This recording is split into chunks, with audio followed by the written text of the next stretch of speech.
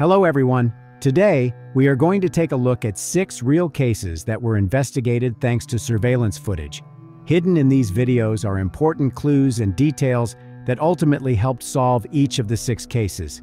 You'll see how silent electronic witnesses captured the final moments, shedding light on mysterious incidents and uncovering the truth.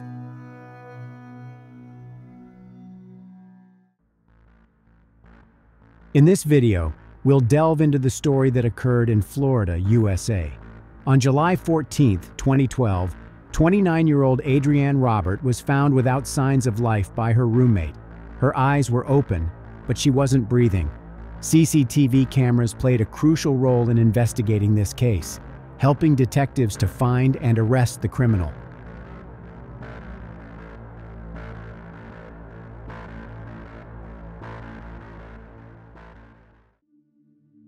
Adrienne was born on January 4, 1983 in Brunswick, Maine.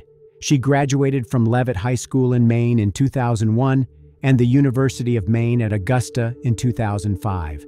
In 2007, she moved from Maine to Clearwater, Florida.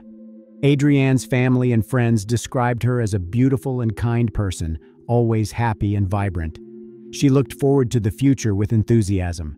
She and her boyfriend Justin were getting ready to start a life together. Adrienne was renting a house with her friend named Jay at the time.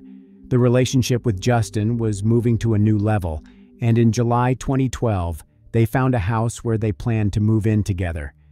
Adrienne packed up her things and decided to throw a goodbye party on the evening of July 13, 2012.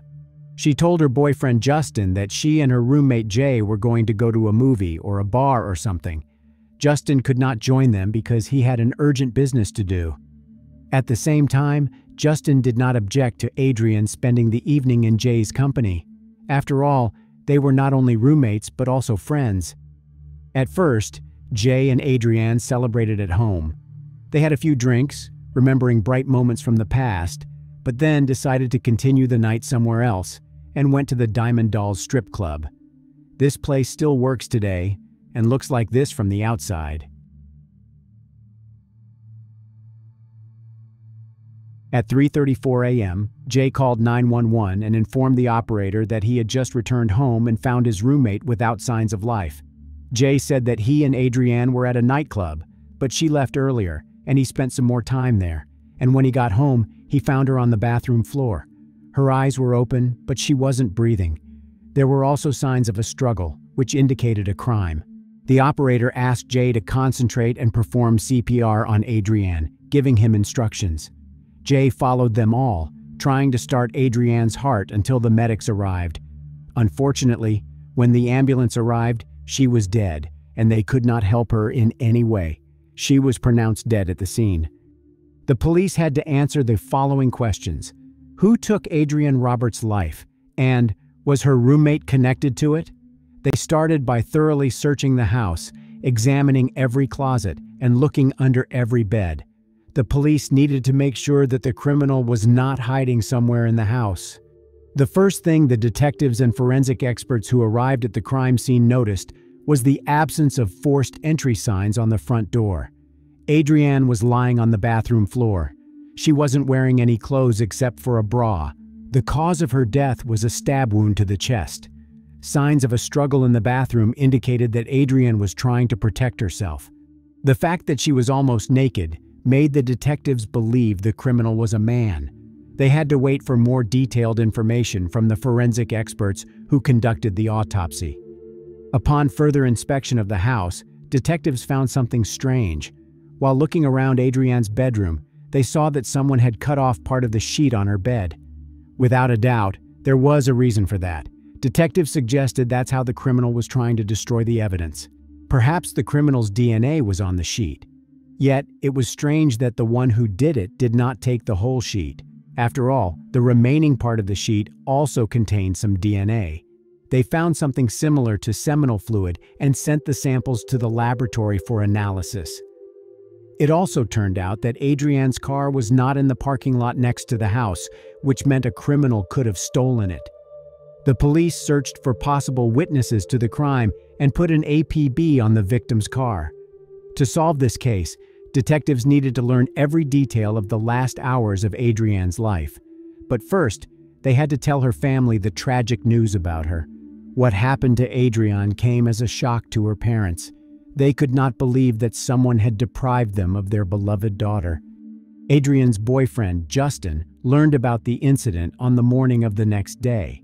When he saw that the police had cordoned off Adrianne's house, he immediately realized something was wrong. The detectives informed him that Adrianne had died last night. Criminals often return to the scene of a crime, and given this and the fact that Justin was in a relationship with Adrianne, the detectives began to check him out for involvement in the crime. The closest people become the first suspects. It is a common practice, and nothing is surprising about this. On the same day, about a few hours later, they found Adrianne's car a few blocks from her house. The headlights were on, and the keys were in the ignition. The abandoned car only confirmed the assumption of the investigators, who believed that the criminal used the victim's car to leave the crime scene. Forensic experts carefully examined the vehicle's interior, hoping to find something that could help solve this case. Investigators turned to the CCTV footage to find who was behind the wheel of Adrianne's car. Unfortunately, the place where the police found Adrianne's car had no cameras. Still, there were cameras on neighboring buildings. Looking through the recordings, the investigators saw a man in shorts with a baseball cap on his head and long hair. It was about at the same time when the 911 call came in. He was slowly walking in the opposite direction from Adrianne's car, and it was crucial to determine where he went next. There was another surveillance camera around the corner, but to the great disappointment of the investigators, this man went the other way. Thus, they lost his trail. They watched the recording dozens more times, hoping to see something they hadn't noticed before. However, it was hard to see anything other than the general features of this man because the recording was made at night. Interviewing witnesses gave the police new information to think about. Sitting on the porch of his house at night, one of the neighbors saw Adrianne and a man running past on the sidewalk. It was strange for several reasons. Firstly, it was late at night, and secondly, it didn't seem like they went for a run. Adrianne was wearing a dress, not sportswear. Moreover, she was holding shoes in her hand. The man who was running after her wasn't in sportswear either, but at the same time, it didn't look like stalking because Adrianne wasn't screaming or calling for help. Therefore, the neighbor did not attach much importance to what he saw. As I mentioned earlier, the investigators needed to restore the chronology of events preceding the 911 call about Adrianne. The victim's roommate, Jay, was invited to the police station for questioning. After all, Adrianne went to the club with him, and he found her on the bathroom floor later. At least, that's what he claimed. During a conversation with the detective, Jay said he and Adrianne had a few drinks at home and then went to Diamond Dolls. They used to go there when they wanted to relax and get away from everyday problems. According to Jay, they went there on foot, as they had already consumed alcohol and did not want to get behind the wheel in such a state. Therefore, the police decided to focus on Diamond Dolls, as visitors with a dubious reputation often come to such places. Jay said he and Adrianne came to the club around 10:30 p.m. and stayed there for several hours. When they were sitting at a table, another guy they had never met before joined them. Jay described him as African American, with a beard and a baseball cap. A few hours later, Adrianne decided to return home, and Jay allegedly stayed. After Adrianne left, he noticed the guy sitting at the table with them had also left. Trying to verify Jay's testimony and find new clues, the investigators went to Diamond Dolls. They did not doubt that the club had surveillance cameras that would allow them to determine whether Jay was telling the truth or whether he had something to hide. The wide viewing angle camera aimed at the road recorded everyone who came to the club and left it that evening. Looking through the footage, the investigators found the moment Jay and Adrianne appeared at the club. They were calm and nothing unusual was happening.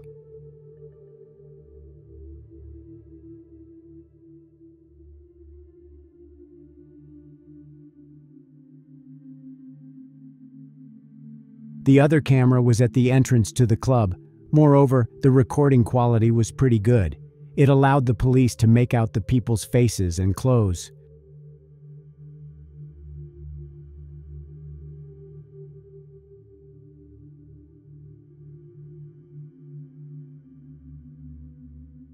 The CCTV footage confirmed Jay's testimony. He left the club alone at 2:53 a.m. He went outside, crossed the parking lot, and walked towards his house.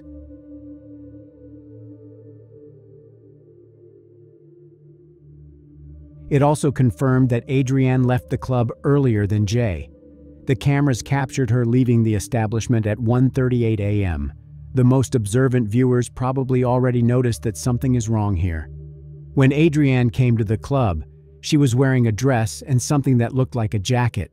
But when she goes home, she's only wearing a dress. Adrienne had left the club and was about to go home, but 4 seconds later, a man in a baseball cap came out of the club. He ran out after her to return the jacket she had left inside.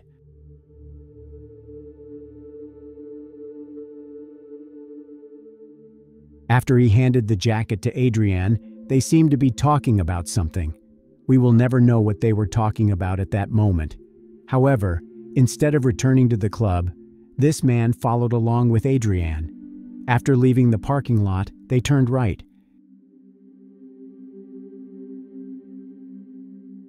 As you can see, this street is not busy. There are practically no houses here. Did Adrienne feel in danger at that moment? Perhaps. We'll never know for sure. Comparing the man caught on camera at the club and the man seen next to Adrienne's abandoned car, investigators concluded they were two different people. Considering all the circumstances preceding her death, they decided that the culprit was most likely the man they saw on the club's CCTV footage, and the man from this recording could be a random passerby. In any case, the police were working through all versions of what happened and wanted to give answers to Adrienne's parents as soon as possible. Her family came to Florida to pick up her things. The investigators met with Mark and Dolores and promised them to do everything possible to find and punish the criminal. According to her parents, Adrienne was a friendly person with no enemies. She got along well both with her boyfriend Justin and her roommate Jay. Investigators believed that Adrienne did not really know the person who took her life. Soon, the report from the laboratory came. Although the criminal cut out part of the sheet, hoping to evade responsibility, forensic experts still found male DNA there. Moreover, it was not only on the sheet, but also on Adrienne's body and the walls.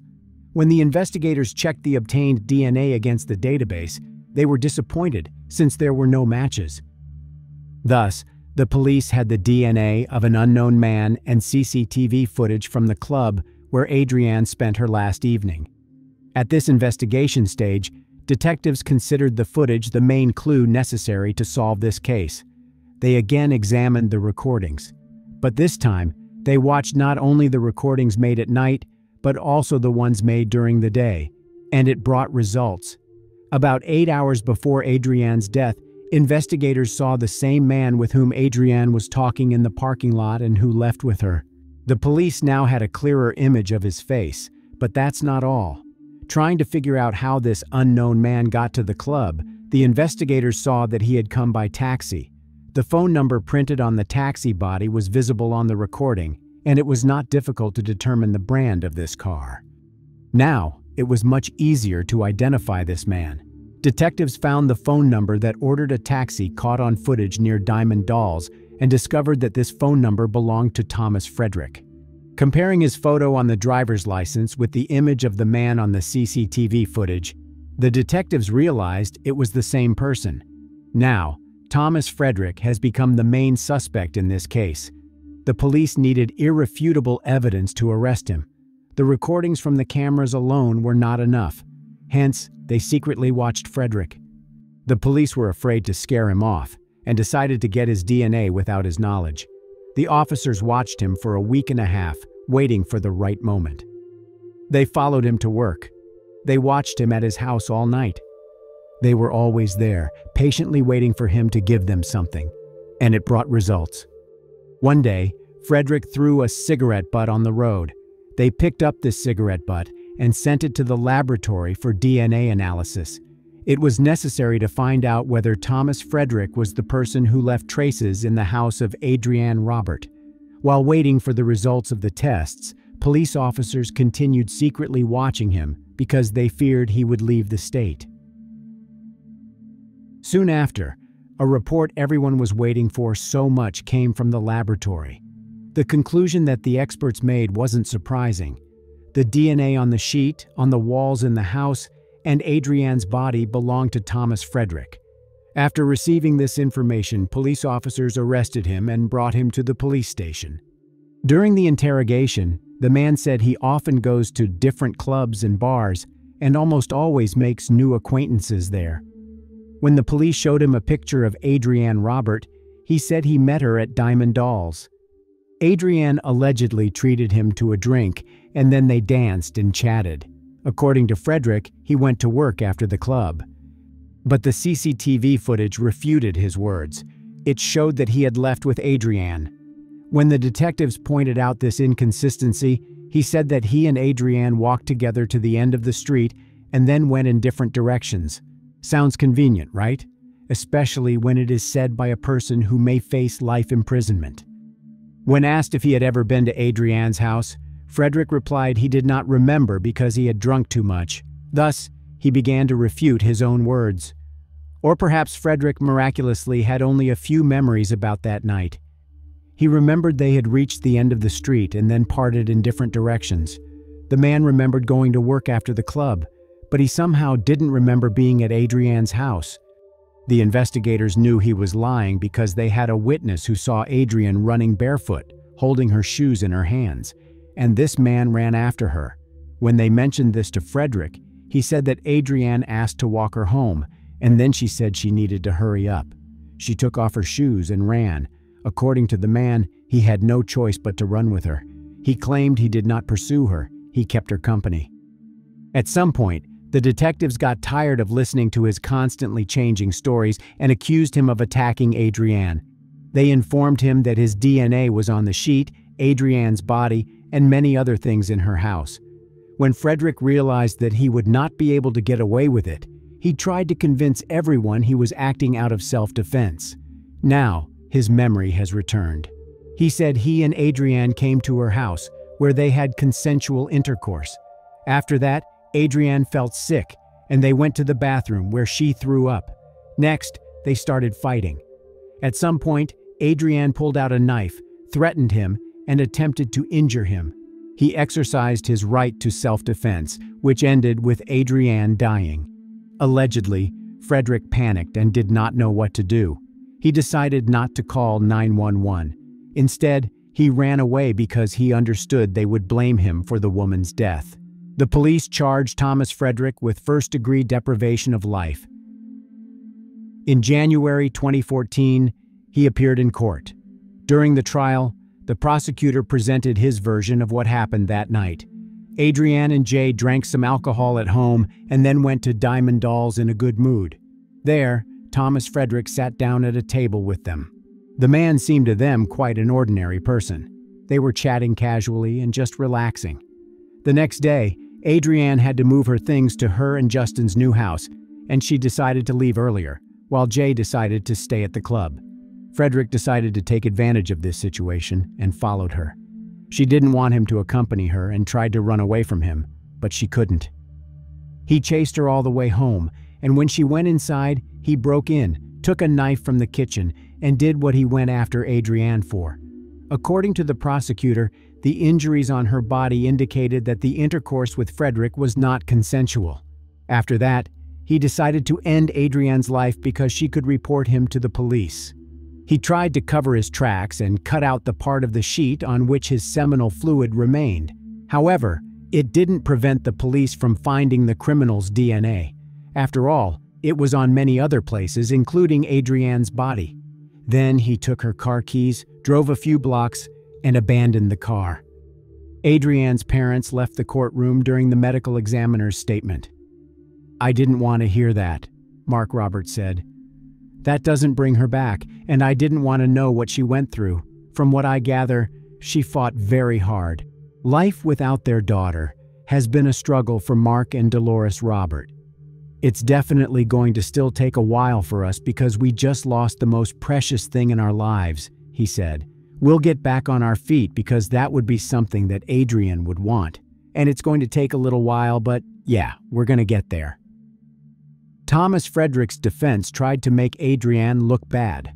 At the trial, his lawyer said Adrienne invited Frederick to her home to have consensual intercourse with him. This version has no basis and may be just an attempt of the perpetrator to justify his appearance in the victim's house. The undeniable fact is the presence of DNA, which points to only one person. Frederick's defense also tried to convince the jury that he acted in self-defense. She did sustain a stab wound as he was fighting her off, his lawyer said. An attempt to convince the jury it was self-defense failed. The jury found Thomas Frederick guilty of first-degree life deprivation and stealing Adrienne's car. Due to a lack of evidence, they didn't accuse him of forcing her into intimacy by threatening her with a knife. The court sentenced the 25-year-old Thomas Hampton Frederick to life in prison without parole. Adrienne's father said he and his wife were elated to learn that Frederick would spend the rest of his life in prison. It doesn't bring Adrienne back, but justice was served today. It was hard to be in the same room with the man who murdered his daughter and keep his emotions in check, he said. Frederick showed no sympathy or remorse, not even when the jury rendered its verdict. Instead, the man acted very cocky. Robert and his wife, Dolores, wept when the verdict was read aloud in the courtroom. "We were so happy," he said. She just loved to live life. Her smile was infectious. It's sad that we'll never see that again. Adrienne's family thanked everyone who supported them during this difficult time, including the police and the prosecutor, thanks to whom the criminal suffered a well-deserved punishment.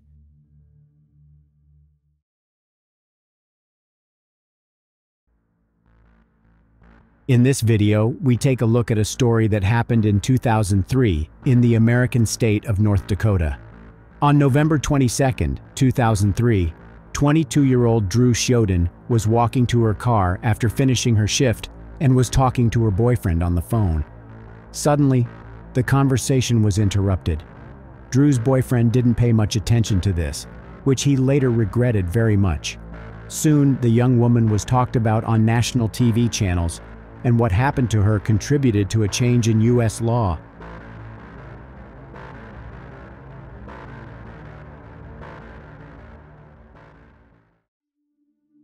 Drew Katrina Shoden was born September 26, 1981, in Minneapolis, Minnesota.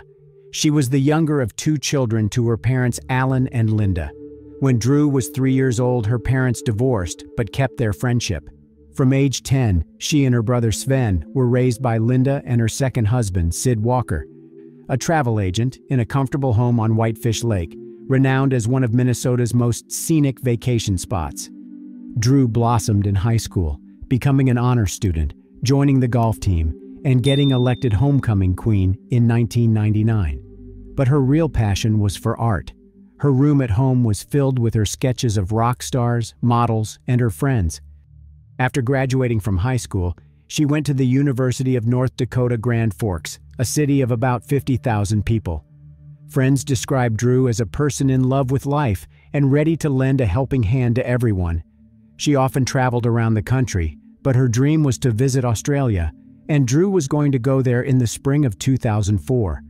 In preparation for the event, to save up more money, Drew worked 2 jobs in her spare time: a sales associate at Victoria's Secret and a waitress at a nightclub in Grand Forks. On Saturday, November 22, 2003, Drew's shift at the Victoria's Secret store, located in Columbia Mall, ended at 4 p.m. Later that day, she was supposed to work at a nightclub.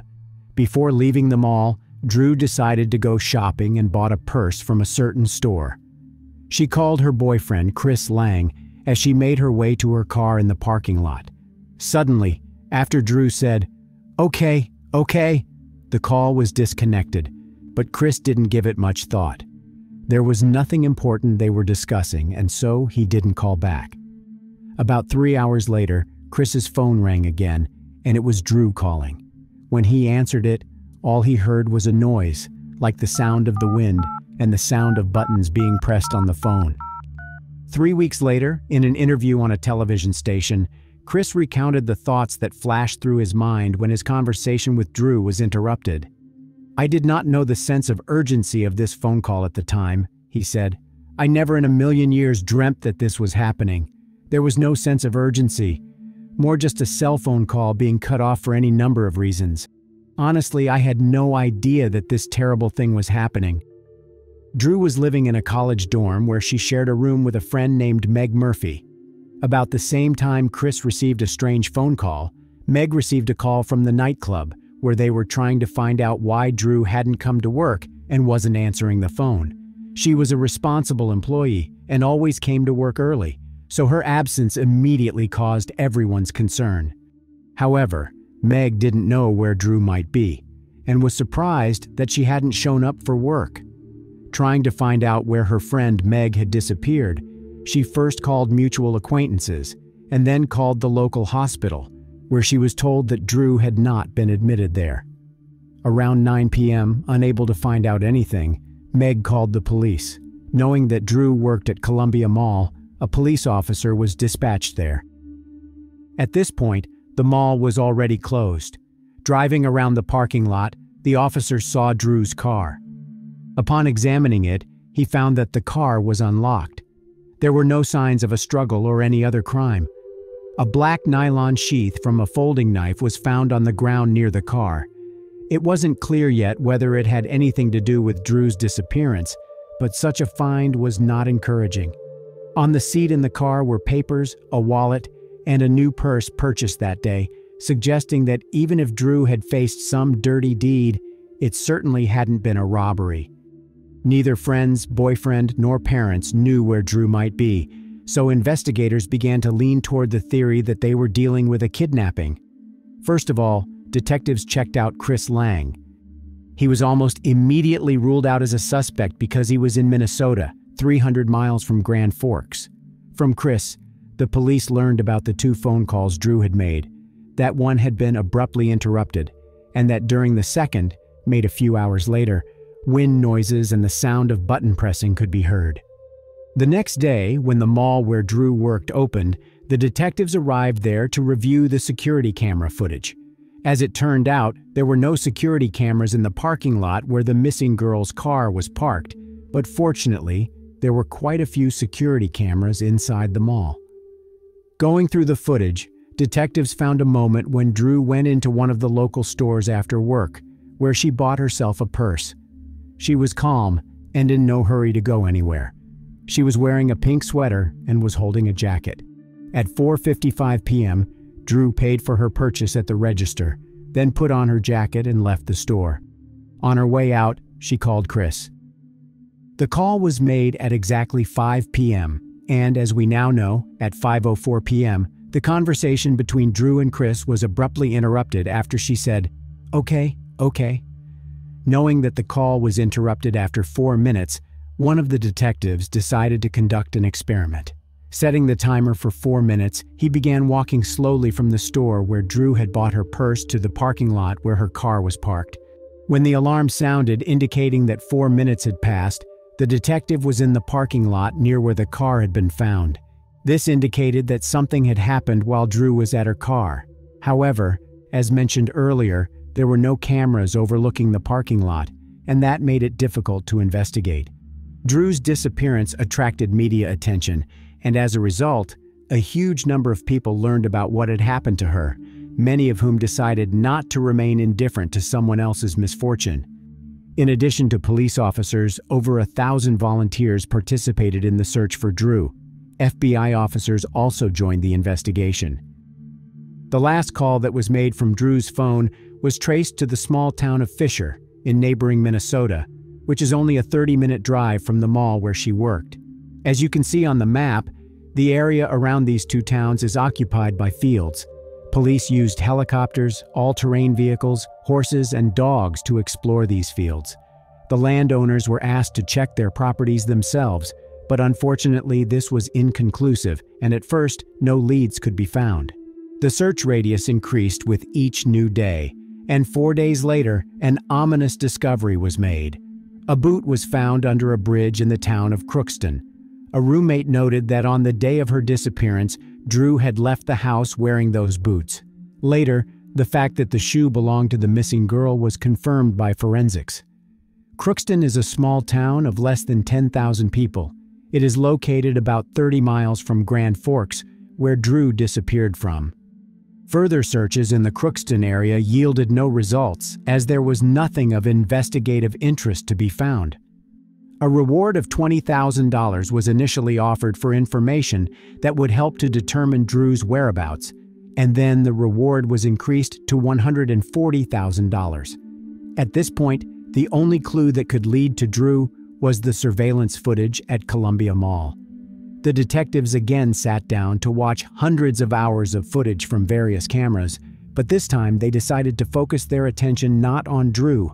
They speculated that whoever abducted her may have been following her and may also have been on the videos. The investigators spent hours at the monitors before they saw the person who had caught their attention. They noticed a man walking aimlessly around the mall. He was not buying anything and seemed to be looking more at the people around him than at the merchandise being sold. At 3:41 p.m., he sat down on a bench near the mall exit and continued to watch people casually walk past him. After about 10 minutes, he got up from the bench and, wearing black gloves on his hands, walked out into the lobby, where there was a camera hanging overhead, into which he looked. This shot was taken 72 minutes before Drew's conversation with her boyfriend was interrupted, and she disappeared. After watching the man get up from his seat and walk away, investigators noticed that he only did so when a blonde woman walked past him, carrying a grocery cart heading in the direction of the parking lot. Detectives did not consider this a coincidence. Rather, in their opinion, the man seemed to have chosen a suitable victim and followed her.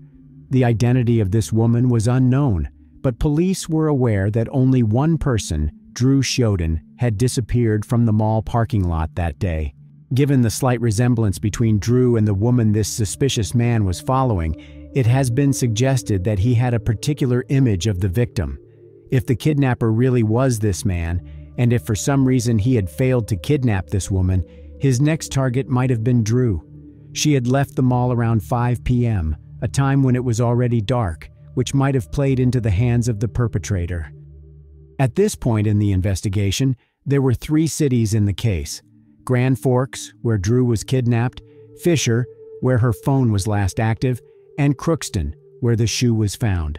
With this data in mind, the FBI began checking the files of all registered sex offenders from these cities and their environs. Comparing the photos from the files with the image of the suspicious man from the mall, there was only one man who matched all the parameters, and that was Alfonso Rodriguez Jr., who had an extensive criminal history of repeated crimes against women. The 50-year-old man had spent the last 23 years behind bars. Rodriguez was the second oldest of 5 children born in Laredo, Texas in February 1953, to migrant workers Dolores and Alfonso Rodriguez Sr. Alfonso Rodriguez Jr. claimed to have had an unhappy childhood, describing his home life as unpleasant because his parents were highly critical of him and unreasonable in their demands. His family moved from state to state for 15 years until they finally settled in Crookston in 1963. Rodriguez became increasingly isolated while growing up, which was further compounded by language barriers. His preferred language was Spanish, and he struggled with English, which made school especially challenging. He eventually dropped out of school during the 9th grade and began working as a laborer at the American Crystal Sugar Company plant in Crookston. Rodriguez claimed that he was molested by older women during his youth, which he said was the source of his hostile feelings against women. In October 1974, at the age of 21, he asked a woman for a ride home, but instead directed her to the driveway in Crookston, where he grabbed her by the throat and tried to force her to please him. The next month, he approached another woman who was sitting in a truck outside of a Crookston movie theater. He threatened her with a knife and ordered her to a secluded spot in the countryside where he forced her to have intercourse with him. Then, in 1979, he tried to kidnap a 69-year-old high school English teacher while she was out walking one night in Crookston. The woman fought back as Rodriguez tried to force her into his car. In a fit of anger, he stabbed her with a knife in her elbow and abdomen, yet she managed to break free and run to safety. The woman, who was artistically talented, was able to draw a composite sketch of Rodriguez that closely resembled him and led to his capture. He was convicted of attempted kidnapping and aggravated assault and sent to prison for 23 years until his release in May 2003. He had been released from prison 6 months before Drew disappeared and was registered as a sex offender of the highest third degree, which meant that his risk of reoffending was as high as possible. Before his release from prison, Rodriguez's family voiced their concerns to Minnesota Department of Corrections officials. Even his family feared that he was going back to his old ways. But despite their fears, Alfonso was released because he had served his entire sentence. After his release, Rodriguez lived with his mother in Crookston, just a couple of miles from the bridge where, it should be recalled, Drew's shoe had been found, which was another factor not in his favor. The detectives decided to talk to Alfonso Rodriguez, and of course, he denied any involvement in Drew's disappearance. The man confirmed that he had been at the Columbia Mall the day she disappeared, saying that he had gone to the movie theater and watched the movie Once Upon a Time in Mexico. What he didn't consider was that none of the movie theaters in Grand Forks were showing the movie that day. Police searched Rodriguez's car and realized with regret that Drew was probably no longer alive. "It looks at this time like there's no chance we're going to find Drew alive," Grand Forks County Sheriff Dan Hill told reporters. "I believe that it is more of a recovery than a rescue mission at this point in time." In Rodriguez's car, dark red dried stains were found in several places in the interior, which forensics later determined were drops of Drew's blood. The affidavit says blood was found on the passenger side rear window and in the back seat, as well as 2 other areas in the passenger compartment. The blood did come back. It was a DNA match with Drew from the DNA taken from Drew's toothbrush, the sheriff said. A folding knife was found in the trunk, which matched the sheath found in the parking lot next to Drew's car. A receipt was also found indicating that Rodriguez had purchased this knife, complete with its sheath, from a hardware store located several hundred yards from the parking lot where Drew disappeared. Although Drew was not found alive or dead, investigators gathered enough evidence to charge Rodriguez. 8 days after she disappeared, on December 1, 2003, the man was arrested. Rodriguez, who was imprisoned in a Grand Forks jail, claimed that he was not involved in Drew's disappearance and refused to speak to law enforcement officials or provide information as to her whereabouts despite the evidence against him. During a brief bond hearing several days earlier, bail for Rodriguez's release was set at a staggering $5 million. While he remained silent in custody, the search for Drew continued unabated and focused around these 3 towns. The work of the searchers was made more difficult by the snow that covered the area abundantly. In an unprecedented move, the governors of North Dakota and Minnesota pledged during a December 9th press conference to aid in the search for Drew by employing several hundred members of the National Guard and other state employees. North Dakota Governor John Hoeven said that Drew's disappearance was something that has touched every North Dakotan.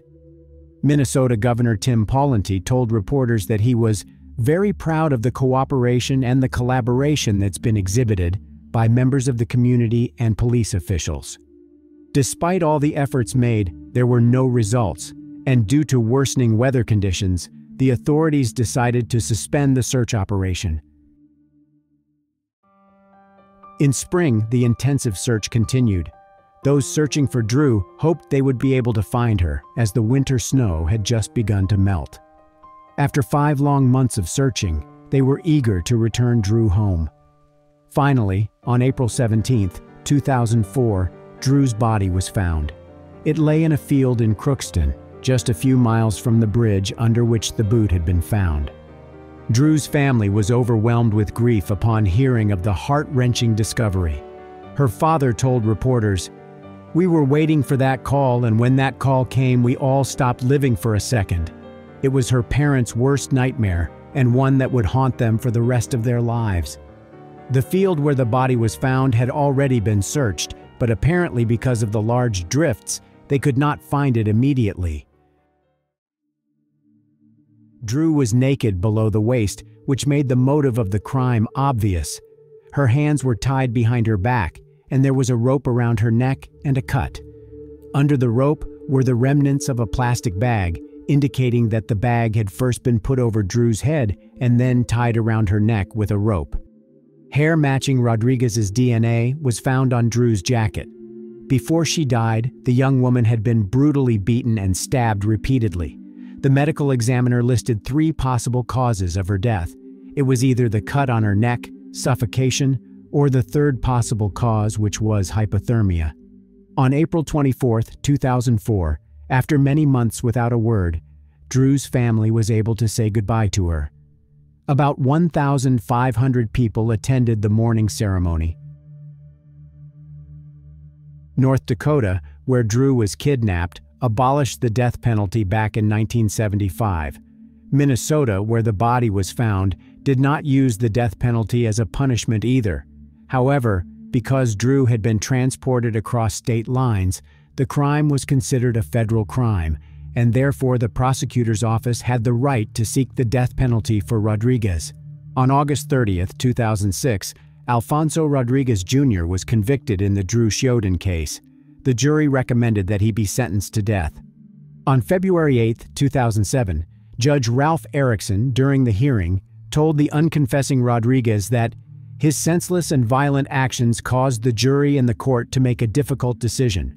Alfonso Rodriguez Jr. became the first person sentenced to death in the state of North Dakota in nearly a century. After 6 years on death row, on June 28, 2013, Rodriguez confessed that he was the one who kidnapped and took Drew's life. However, the story doesn't end there. Ralph Erickson, who had previously been the district judge who sentenced Rodriguez to death, became a U.S. Court of Appeals judge, and it was he who in 2021 overturned his own conviction of Rodriguez and ordered a new sentencing phase. Rodriguez's guilt is not in doubt and has been confirmed by various types of DNA testing. In this case, it is the death penalty that is at issue. Erickson overturned the death sentence, citing, among other things, the failure of defense attorneys to properly examine Rodriguez's mental health and the testimony of forensic expert Michael McGee, which the judge himself said misled him. This is the expert's testimony, which stated at the time that Rodriguez violated Drew's sexual integrity within 24 to 36 hours of the abduction. The fact is that there was no direct evidence to support this, such as Rodriguez's seminal fluid on Drew's body. According to the judge, the expert gave his opinion, but it was not supported by the facts, which misled the judge and influenced his verdict. Still, in reversing the death sentence, Erickson noted that even without the presence of Rodriguez's seminal fluid, the circumstances in which Drew's body was found, naked below the waist with her hands tied behind her back, were indicative of a sexually motivated crime. Judge Erickson said that the failure to examine Rodriguez's mental health, both generally and at the time of his crime, was a violation of his constitutional rights. After Rodriguez's death sentence was overturned, the federal prosecutor's office issued a statement saying they would seek the death penalty for him again. However, 2 years later, in 2023, the prosecutors abandoned those plans and accepted that Alfonso Rodriguez's death sentence was commuted to life imprisonment without the possibility of parole. A statement to that effect was issued, which said, "The United States of America, by Max Schneider, United States Attorney for the District of North Dakota, hereby withdraws the notice of intent to seek a sentence of death against defendant Alfonso Rodriguez Jr., filed on October 28, 2004, Schneider wrote in a March 14 court filing. The United States no longer intends to seek the death penalty in this case. My thoughts today are with Drew Sheoden's family, particularly her parents, Linda Walker and Alan Sheoden, said Schneider. They are genuinely good people and loving parents who, in the wake of an unimaginable loss, have worked closely with our office for nearly 20 years. We continue to wish them the greatest measure of peace possible. I also want to commend the trial team, including former United States Attorney Drew Wrigley, as well as our office's appellate attorneys and support staff. Over the last 2 decades, they have continuously upheld the high standards of the Department of Justice through their work on this tragic case. As a result of their efforts, Mr. Rodriguez is and will remain a convicted murderer. The directive to withdraw the death notice has changed how the United States Attorney's Office will proceed with this case. What will not change is that Mr. Rodriguez will draw his last breath in a federal prison. This case led to changes in sex offender registration laws. On July 27, 2006, President George Bush signed the Adam Walsh Child Protection and Safety Act, which included Drew's Law. Drew's Law changed the name of the National Sex Offender Public Registry to the Drew Sheoden National Sex Offender Public website, which provides information to the public on the whereabouts of registered sex offenders regardless of state, territory, or tribal boundaries. On June 22, 2013, news broke that Alfonso Rodriguez had been transferred from death row prison in Terre Haute, Indiana, to Coleman II, a high-security penitentiary in Sumterville, Florida. This is where it looks like he will spend his last days.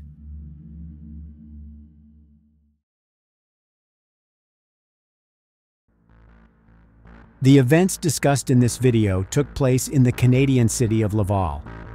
On October 2, 2009, 37-year-old Natasha Cournoyer did not come to see her mother. She did not answer phone calls, and she was not at home. It soon turned out that none of Natasha's friends and work colleagues saw her that day. At about 5 p.m., her relatives filed a missing persons report, and the police began their investigation.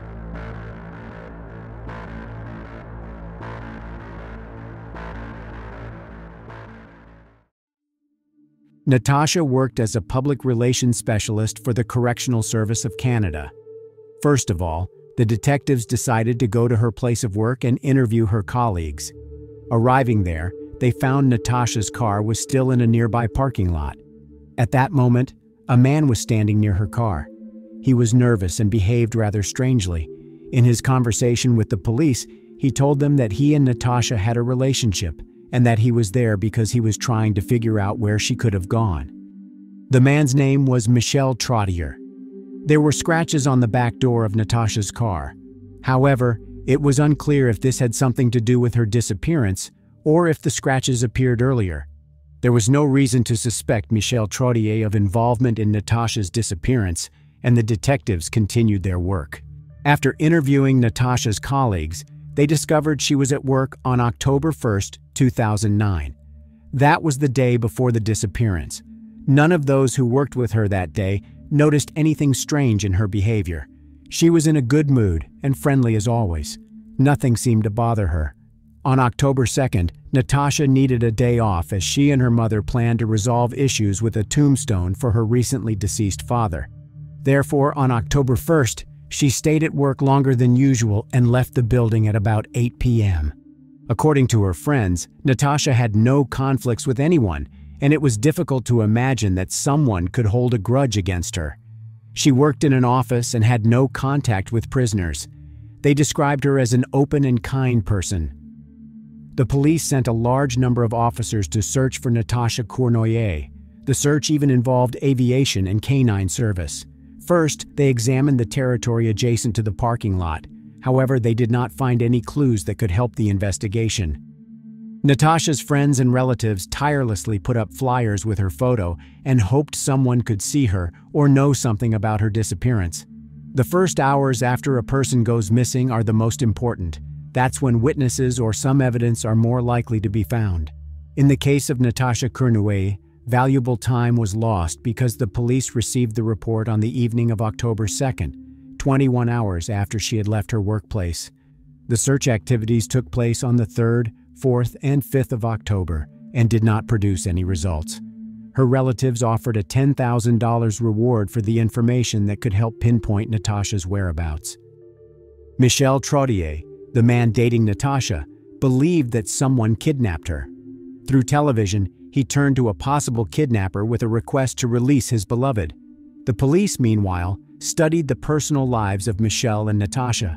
They dated for 4 years, and their relationship was far from ideal. As the detectives managed to find out, Michel and Natasha broke up several times but then resumed their relationship again. The police considered all possible versions of the woman's disappearance.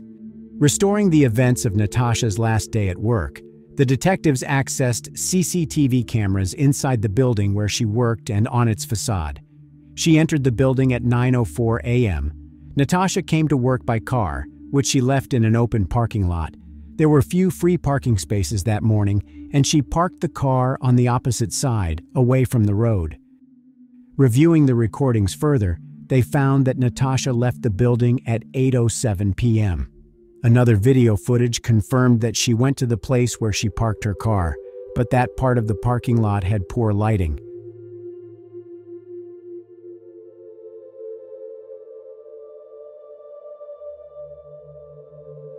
At some point, Natasha disappeared into the darkness. After a few minutes, you could see how the car headlights turned on. The car started moving, not to the exit, but to the opposite side of the parking lot.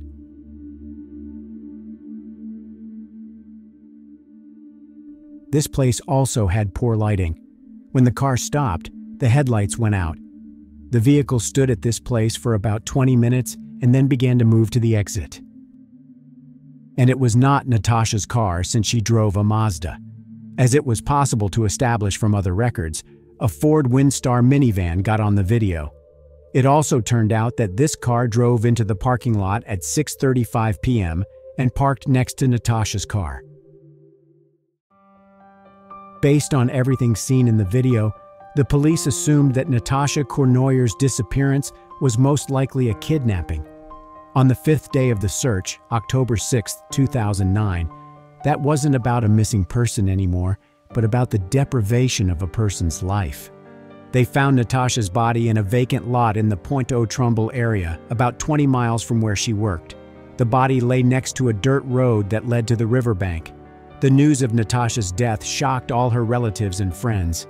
They felt even worse when they heard the information from the medical examiner's report. The cause of Natasha's death was strangulation. Before she died, someone hit her 9 times in the face and broke her nose. There were marks on her wrists and ankles, which indicated that someone tied her up during her lifetime. They found seminal fluid inside the body. It served as a source of DNA. While waiting for the results of the DNA analysis, the detectives tried to identify the owner of the minivan recorded on the day Natasha disappeared. In 2009, there were 2 motels near where she worked. 10 days after the body was found, on October 16, 2009, the police visited both of them. Checking the cards that guests fill out upon check-in, the police discovered that a man who indicated his vehicle as a Ford Windstar was staying at the Lido Motel on the day Natasha Cournoyer disappeared. The man turned out to be 48-year-old Claude LaRouche, who was a registered sex offender and served time twice. In 1993, the court sentenced him to 1 year in prison and 2 years of probation for forcing a 19-year-old acquaintance to have sexual intercourse. In 2005, the court sentenced LaRouche to 40 months in prison for attempting to kidnap a 7-year-old girl who miraculously managed to break free from his embrace and run into a neighbor's house. Just think about these words. For trying to kidnap a 7-year-old child, they sent him to prison for only 40 months. Please write in the comments below what you think about this punishment. Isn't it too soft? In November 2008, LaRouche was free again. He began working as a carpenter and married a woman with 2 sons. In 2009, they all lived together in this house, a 10-minute drive from the parking lot from which Natasha Cournoyer disappeared. So, as I said before, the detectives discovered that Claude LaRouche checked into a motel the night Natasha disappeared. They called forensic experts to the room where he was staying. They found badly rubbed dark red stains on the carpet and sent the samples for analysis. On the same day, the detectives went to the address where LaRouche lived to talk to him.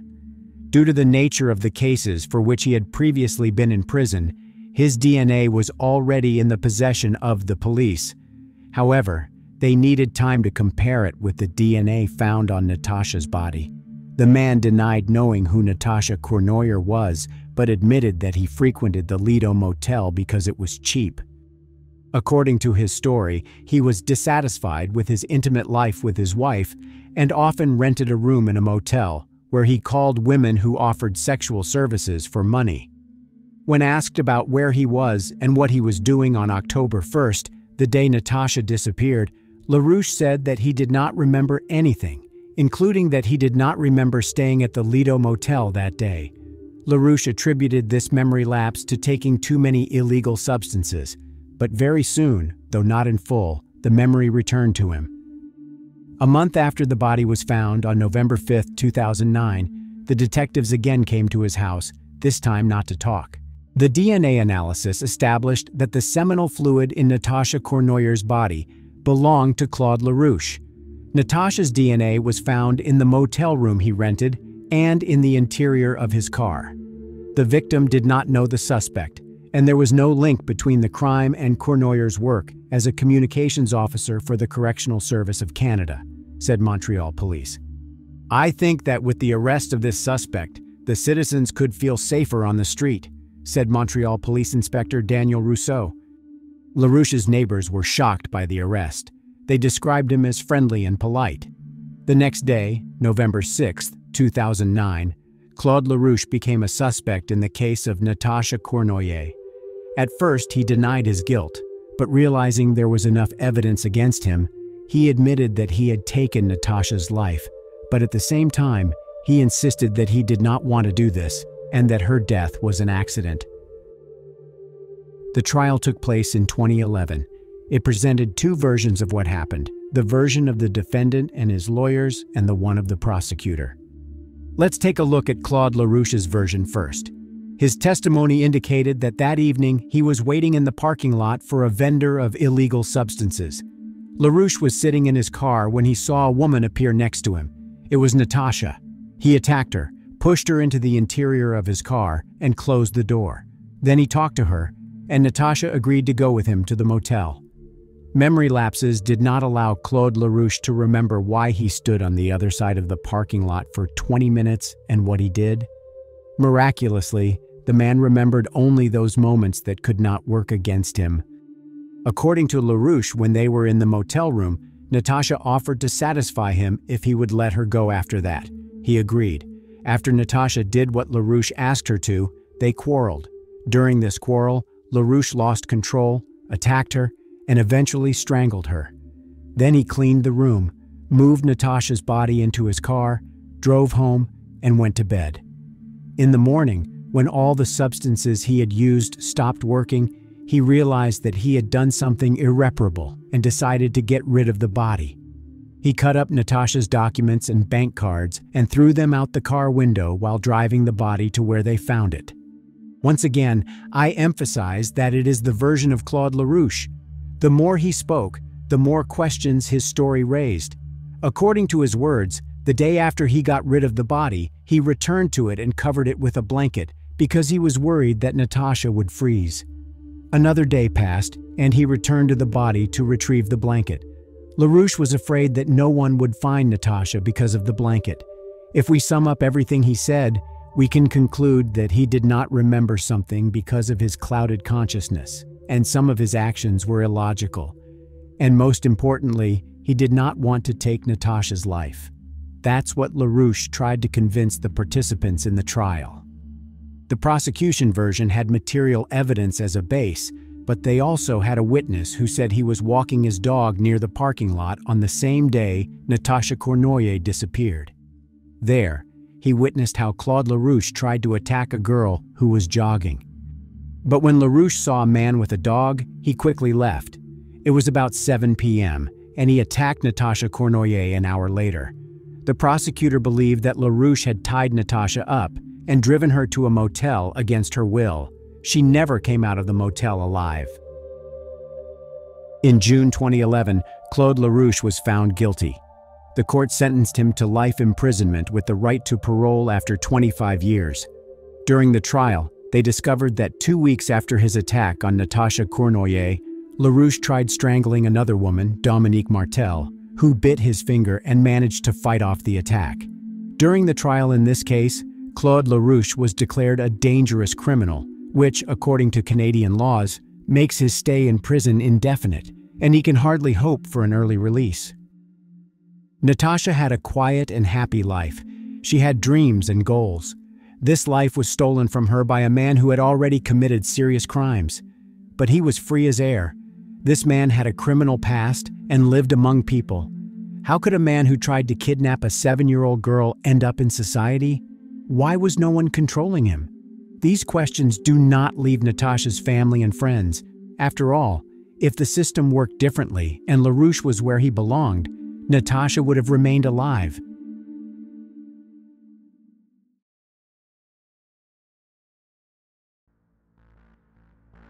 In this video, we take a look at a story that took place in 2016. 25-year-old Michelle Lang had always wanted to study in Australia and one day made her dream come true. But unfortunately, her story did not have a happy ending.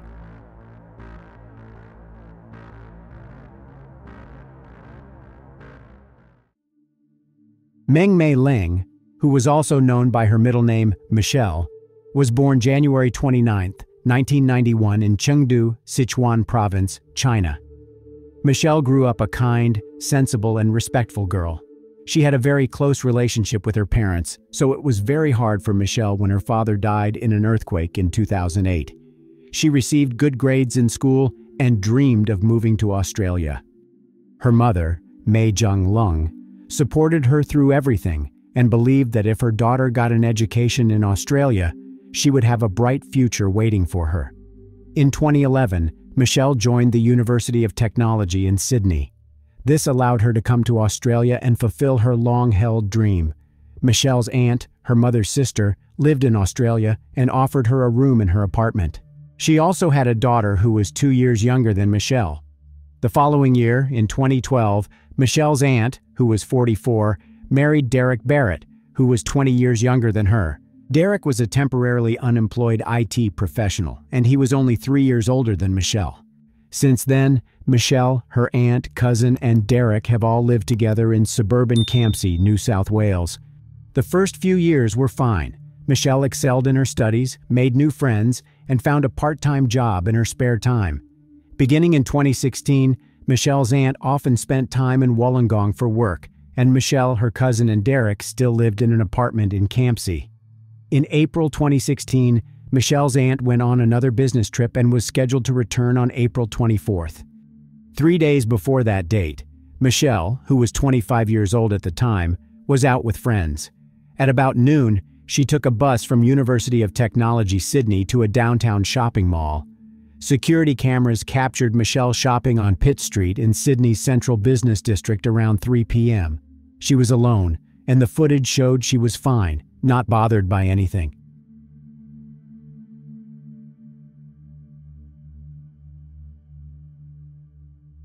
The vision also showed her later catching a train from St. James Railway Station to Campsie Railway Station, where she arrived around 4:30 p.m. The Campsie train station was the last place Michelle Lang was seen alive, but that day she used her cell phone to communicate with friends and family until late in the evening. Those who spoke with Michelle that evening did not notice any anxiety or anything unusual in her voice. On Sunday, April 24th, Derek drove to the train station to meet his wife, who had returned from a business trip. Aunt Michelle asked Derek about her niece, and he said he hadn't seen her in 2 days. Derek was unemployed during that time, sitting late at the computer and waking up late, so he said he and Michelle hadn't seen each other. He also said that Michelle had been spending a lot of time with her girlfriends and going to nightclubs lately. Michelle's cousin often stayed overnight at friends' houses, so she didn't see her either for a few days. The situation was such that no one had seen Michelle since April 22nd, and her phone had been turned off. This was quite unusual since she kept in touch with friends or family members living in China on a daily basis. It was also strange that Michelle did not log into her social media accounts. The truth is that these days, if someone who used to be an active user of social media and spent several hours a day on it suddenly stops logging into their accounts, there is a good chance that something bad has happened to them. Michelle's aunt checked her room trying to figure out where she might have gone. The room was in perfect order. All of Michelle's things were in their places, and it looked as if she had simply vanished into thin air. The next day, Michelle's aunt and her husband Derek went to the police station and filed a missing persons report. They also informed the Chinese embassy of Michelle's disappearance. At the police station, Derek told them about the last time he had seen Michelle, and her aunt said that she had just returned from a business trip yesterday and they had not been able to locate Michelle on their own. Much to the dismay of everyone who cared about Michelle, her body had already been found by the time the police report was filed. The day before, at about 10:30 a.m. on Sunday, April 24th, several people called the police to report seeing a body floating in the water near Snapper Point. That's about 80 miles from Campsie. That same day, some Australian news outlets reported the discovery of a woman's body. The report stated, "A woman's body has been found face down inside a blowhole on the New South Wales Central Coast. Police said they were treating the death as suspicious and yesterday established a crime scene at Snapper Point in the Munmora State Recreation Area, located near Mooney Beach between Gosford and Newcastle." The woman, who has not been identified, is described as of Asian appearance, aged between 20 and 35, and about 170 centimeters tall. A post-mortem examination will be conducted to pinpoint the cause of death. A rescue helicopter spokesman said it was not known how long the woman had been there or how she ended up in the water. Detective Chief Inspector Gary Jubilan of the New South Wales Homicide Unit said, "We are creative in the way that we can recapture the area and what's gone on in the area, so we're reviewing CCTV footage, canvassing that type of thing. I won't reveal what we've uncovered, but we're getting a pretty good understanding of what occurred in that area during that time," he said. Now that the police had received a report of Michelle's disappearance, they quickly cross-referenced this information with the woman whose body had been found at Snapper Point and whose identity could not yet be determined. Michelle's relatives were given the sad news that she was the one found dead. Inspector Jubilan said police had informed members of Ms. Lang's family, living both in Australia and overseas, of the news. "We spoke to Michelle's auntie who she lives with. Then I spoke to Michelle's brother by phone who she lives with in China," he said. "It's terrible news to deliver, and you can understand how upset they were."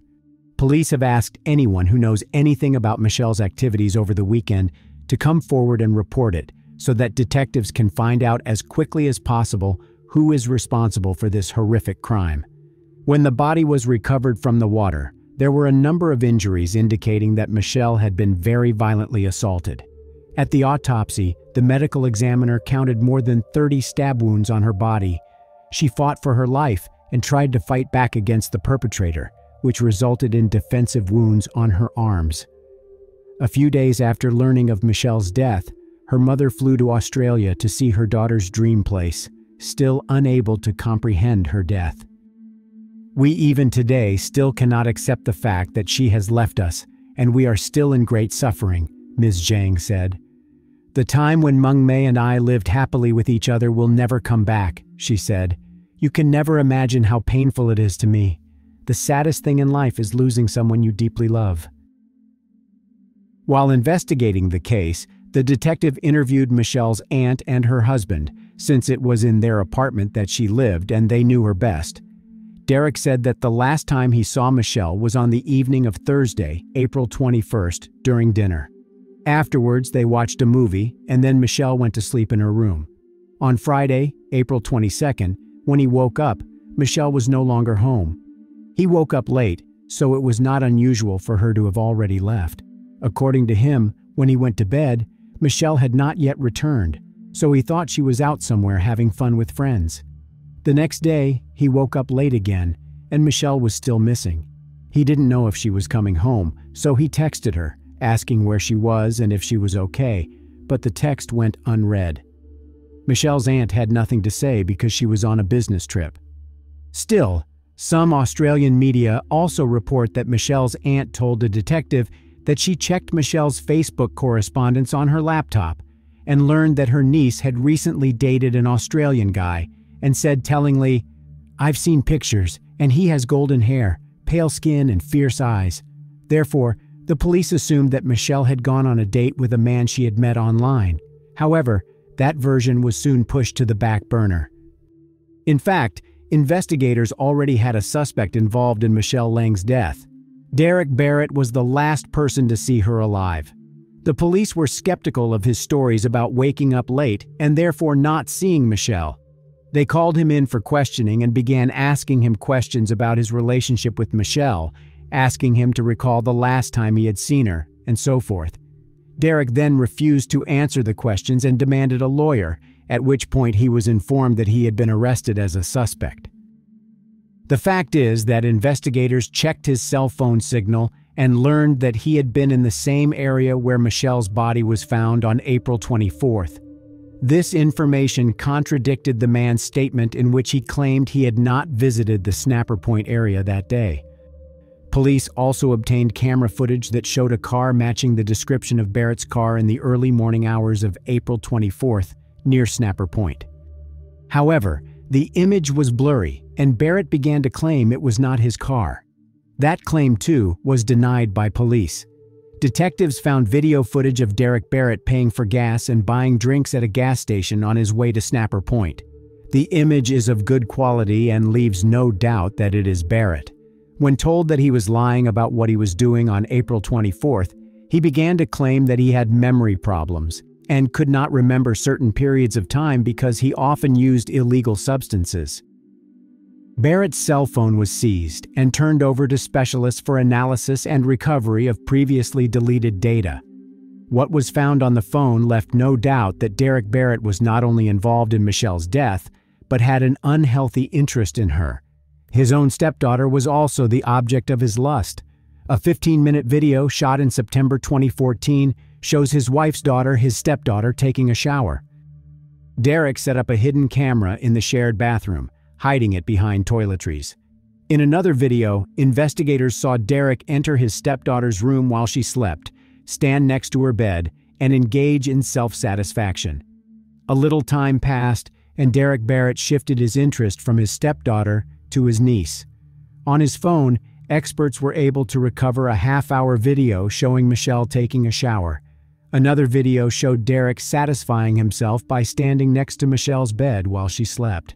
The phone also contained images taken just before Michelle's death. Now, we already know that Michelle returned home around 5 p.m. on April 21st. Around midnight, she sent the last text message from her phone, and no one has heard from her or seen her since. It was after midnight that Derek Barrett began to put his insidious plan into action. He attacked Michelle, tied her up, and taped her mouth to keep her quiet. In photos on his phone, investigators saw Michelle bound and naked lying on a bed with terror on her face. The photos, of which there were 17, showed that Michelle did not yet have the injuries from which she died. The last picture Derek took was around 8 a.m. on April 22nd, at which time Michelle was alive. At about 4 p.m. that same day, Derek's stepdaughter returned home. The young woman was unaware that her cousin was lying tied up in the next room. When questioned by investigators about that day, she said she had been home for about 3 hours before she left again. She did not hear Michelle call for help. Experts were unable to determine the exact time of death, so it is not known if Michelle was alive at the time, but it is known for sure that she was still in the apartment. For the entire 3 hours she was home, Derek was in the bathroom with the shower on. The next day, April 23rd, Derek left the apartment 4 times to take out trash bags. This was caught on surveillance cameras. Supposedly, Michelle was already dead by this time and Derek was cleaning the house. Michelle's aunt, Derek's wife, told investigators that when she returned home from a business trip, it was very clean, but she didn't give it much thought at the time. At 3:19 a.m. on April 24th, Derek drove to Snapper Point. On the way, he stopped at a gas station where he bought drinks and filled the car with gasoline. Upon arriving at Snapper Point, he disposed of Michelle's body and took some pictures at about 9 a.m. An hour and a half later, police received a report from eyewitnesses who saw the body in the water. Derek visited his parents in the meantime, who did not notice anything out of the ordinary in his behavior, and then returned home to Campsie. Derek Barrett was indicted on 27 counts, including charges of unlawful imprisonment, secret videotaping, and taking the life of Michelle Lang. It is worth pointing out in particular that he was not charged with soliciting for lustful purposes. Like many criminals, Derek began to complain about a difficult childhood, being bullied at school, and the like. Somehow, some people believe that a difficult childhood can be an excuse for their abusive actions. The trial began in October 2017. The psychiatrist who examined Derek concluded that he could be held fully responsible for his actions. A psychiatrist testified that Barrett told him, "I lost everything because of a stupid weekend." Derek wrote a letter apologizing to his wife and Michelle's family, specifically stating, "No words can begin to describe the emotional pain I have caused to you and the family. I can only imagine what you must be going through from your loss. Every moment of my life, I wish I could go back in time and take back that day that has caused so much pain.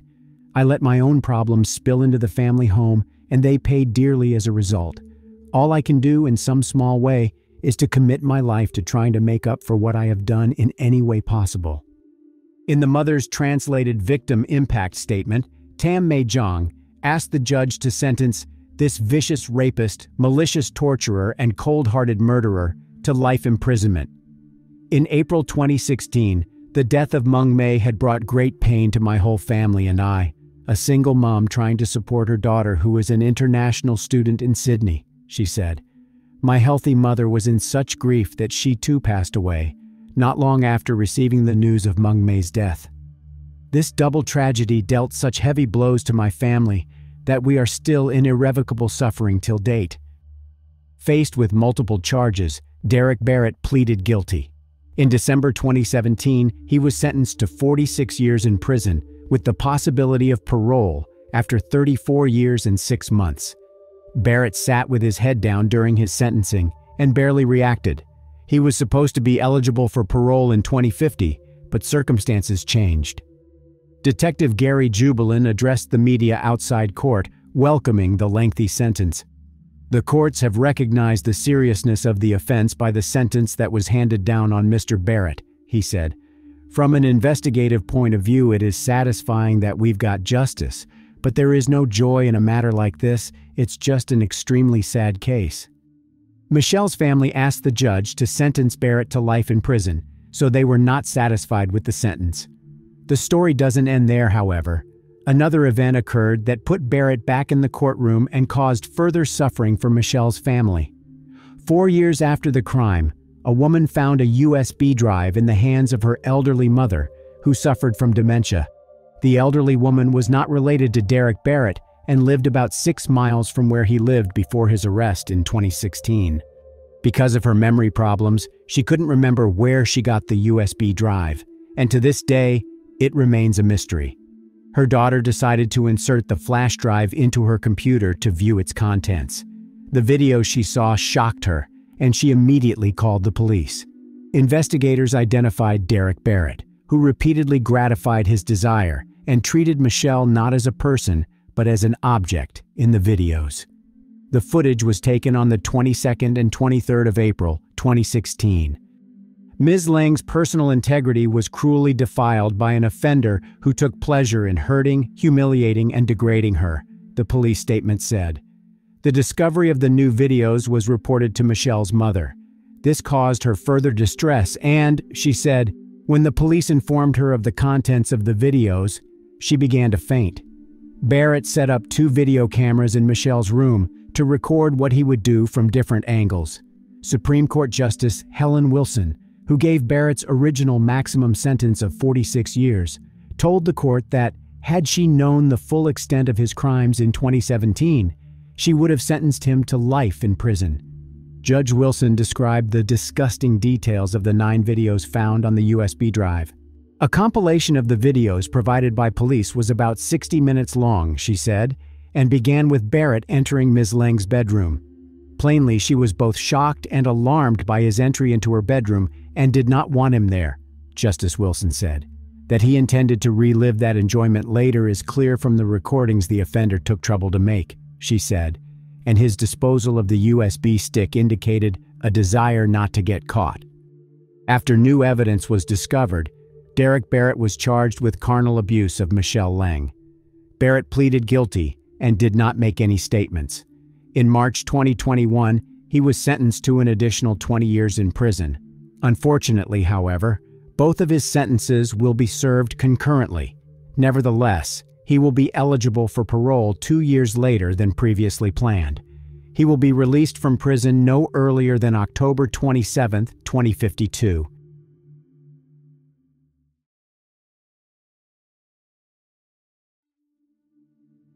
In this video, we'll discuss the events that occurred in 2013 in the English city of Oxford.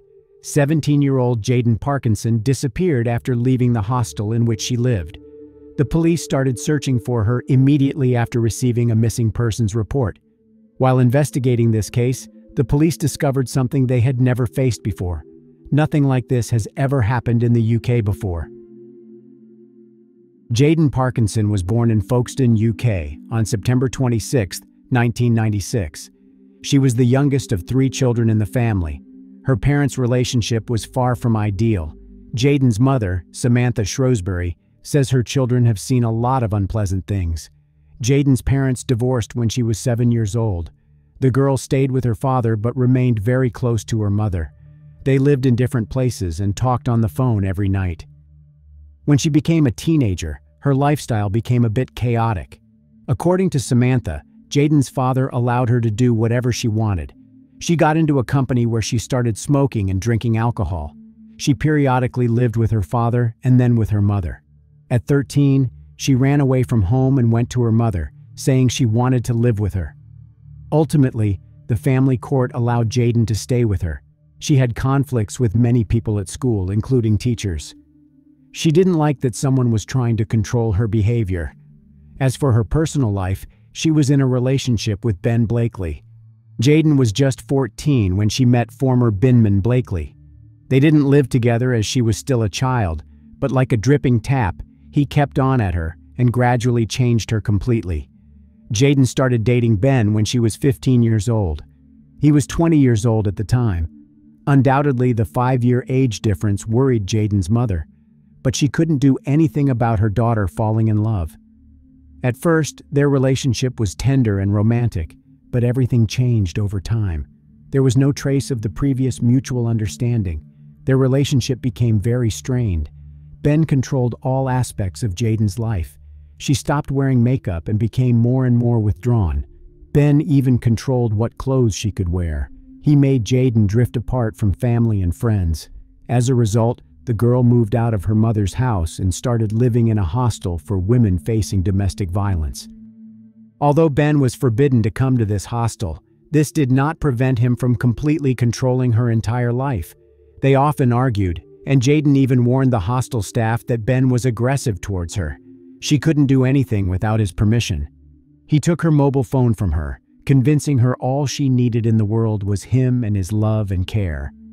Ben forbade her from talking with men. He controlled all her social media. She stopped attending school. Ben's level of control was so high that he even forbade her to leave her room to go to the toilet.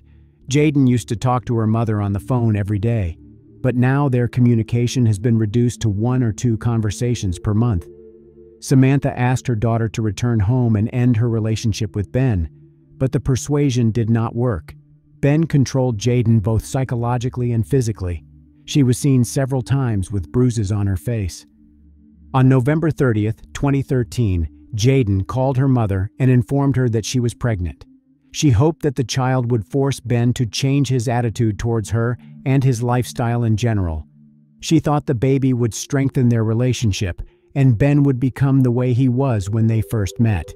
But he didn't live up to her expectations. As often happens in such cases, Ben stopped his good boy act when he established complete control over Jayden. She fell into a trap. He made her drift apart from her friends and family and depend only on him. She didn't have her own money, and as I said before, it got to the point where he forbade Jayden to leave her room, even if she needed to use the toilet. Behind her back, Ben dated other girls whom he also controlled psychologically and physically. When Samantha learned about her daughter's pregnancy, she again asked her to return home. Yet, Jayden refused. They met to discuss it, but Jayden was adamant. The girl didn't want to cause her mother any more trouble. When Jayden informed Ben of her pregnancy, he became furious and claimed that he was not the father of her child. He even threatened Jayden to post her naked photos and videos on social media. A few days before Jayden disappeared, she reported Ben to the police. She was afraid he would post her naked pictures and videos. Ben had about 30 photos and 13 videos featuring Jayden, and she didn't want them to be publicly available. On December 3rd, Jayden did not return to the hostel for the night. Aware of the problems in Jayden's personal life, the staff tried to find her. They contacted Samantha by phone, but she did not know where her daughter might be. Just after midnight on December 4th, 2013, the police received a missing persons report. Having learned about Jayden's problems in her personal life, investigators tried to contact Ben to find out if he knew anything about her disappearance. He was very aggressive and hung up the phone several times, saying he couldn't help and didn't know where Jayden might be. Jayden had a difficult childhood, and she periodically quarreled with her family. She ran away from home several times but then returned. Therefore, her disappearance didn't seem unusual in the first hours of the investigation. On the same day, December 4th, the police arrested Ben Blakely. They took him to the police station, and it was not related to Jayden's disappearance. A few days before, Jayden reported Ben to the police because she was afraid he would post her intimate photos on the internet. The investigators who spoke with him did not know the police were looking for Ben as a person of interest in the Jayden Parkinson disappearance case. He denied his intentions to post images of Jayden on the internet and was released on bail the same day. Samantha was distributing flyers with her daughter's picture. She also used social media to draw attention to the case, hoping that someone had seen something or might know where Jayden might be. Meanwhile, the police checked surveillance cameras to discover her last known location. They obtained CCTV footage from the hostel Jayden lived in. The footage shows her leaving to meet Ben, but never returning. It was on December 3rd. The next place where Jayden was spotted was Oxford Railway Station. CCTV footage shows her walking inside with Ben. Nothing unusual is happening in the video. After tracing their journey, investigators learned that Ben and Jayden boarded a train to the town of Didcot, about 10 miles from Oxford. The last known location of Jayden was the train station in Didcot. The footage showed her and Ben leaving the building. Usually, when Jayden ran away from home, she would contact someone from her family over the next day or two and say that she was okay. But this time, everything was different. Days passed, but Jayden did not call her family or friends or appear on her social networks. Since the CCTV footage showed her boarding a train with Ben, he became the prime suspect in her disappearance. The police did not doubt that Ben knew where Jayden was and what had happened to her. The footage showed Ben returning to the train station alone, yet no one saw Jayden alive ever again. A week later, on December 10th, 2013, the police arrested Ben Blakely. Investigators wanted to talk to him and figure out where Jayden went after they left the train station building in Didcot together. At that time, the police did not rule out the possibility that Jayden was hiding. There was also the possibility that Ben was holding her against her will somewhere. During the interrogation, Ben behaved very confidently. He stated that he did not know where his ex-girlfriend was. Ben called Jayden his ex-girlfriend. According to him, he and Jayden broke up, and she had another boyfriend. Ben said that's who the police needed to talk to. He also said he didn't care where she was or what happened to her because they broke up, and now he had a new girlfriend. He advised the police to access her social media to check her location and who she was meeting with. Although Jayden was still missing, Ben Blakely was arrested on suspicion of kidnapping and taking her life. The police interviewed Jayden's friends to learn if she could have gone somewhere. But all the investigators discovered was that Jayden became estranged from her friends after she started dating Ben. Therefore, no one knew if she had a place where she could hide. During the ongoing search for Jayden, investigators received crucial information from a taxi driver from Didcot. He said that at about 1 a.m. on December 4th, he picked up a passenger on a dirt road. He described him as a young man with a large and heavy suitcase smeared with mud. He couldn't lift it and asked the taxi driver to help him. All these circumstances made the taxi driver think about what was in the suitcase and that he could have witnessed the crime. Investigators determined that the person who called the taxi used Ben Blakely's mobile phone. When the police questioned Ben again, the latter stated he would not answer any more questions. After analyzing the location records of his mobile phone, the police learned that Ben had been to several places in Didcot, and one of those places was an abandoned barn in the countryside, where a taxi picked him up that night.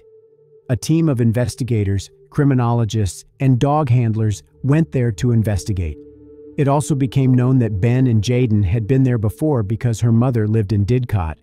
Next to the barn, the police found a bracelet similar to the one Jaden was wearing.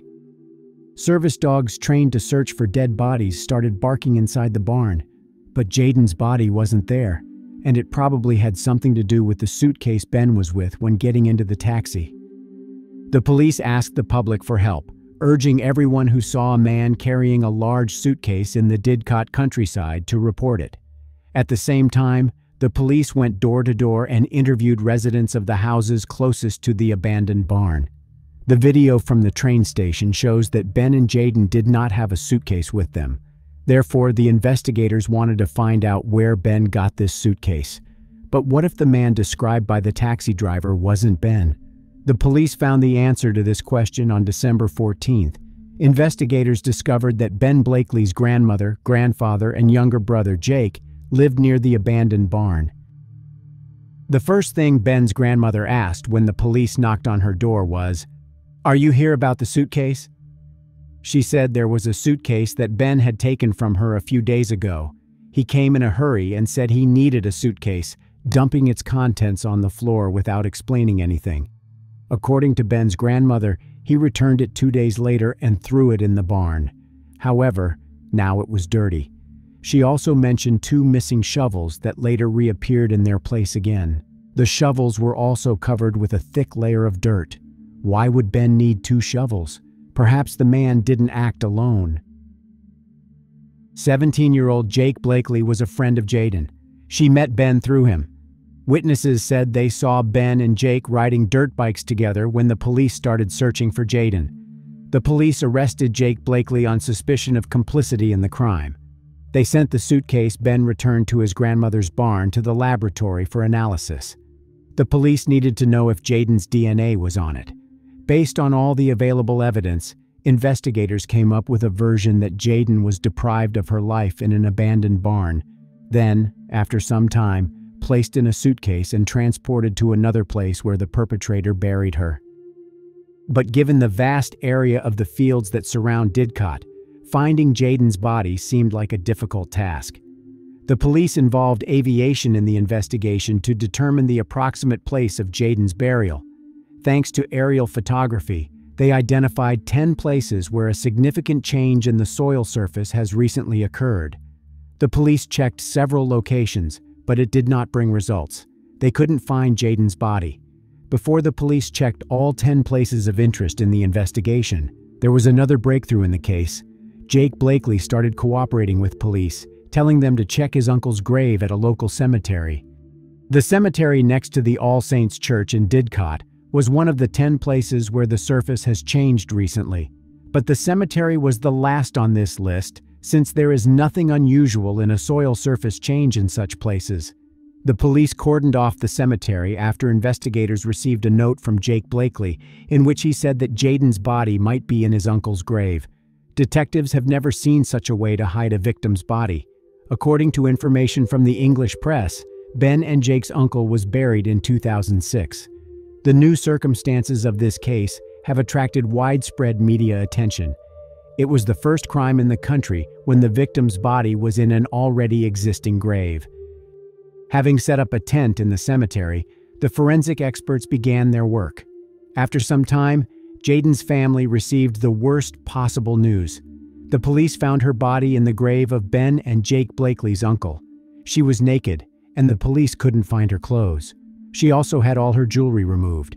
The forensic examination established that someone had beaten Jaden before her death.